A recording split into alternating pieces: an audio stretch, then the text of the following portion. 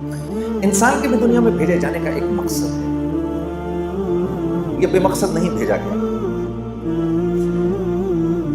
और उस मकसद को अल्लाह रब्बुल इज्जत ने खुद ही बयान फरमा दिया और फरमाया, देखो, वमा खलक़तुल जिन्ना वल इंसा इल्ला, ला इलाहा इल्ला, नहीं कोई माबूद सिवाय अल्लाह के हो ही नहीं सकता। बिल्कुल इसी तरीके से वमा खलक़तुल जिन्ना वल इंसा इल्ला लियअबुदून, मेरे बंदे हमने तुम्हें बनाया ही नहीं किसी और मकसद के, एक ही मकसद है दुनिया में भेजे जाने का कि तुम हमारे बन के रहो, जो हम कहें उसको पूरा करो, जो हम कहें वो तुम्हारी जिंदगी का मकसद हो। हे अल्लाह, मन चाही नहीं चलेगी, रब चाही चलेगी।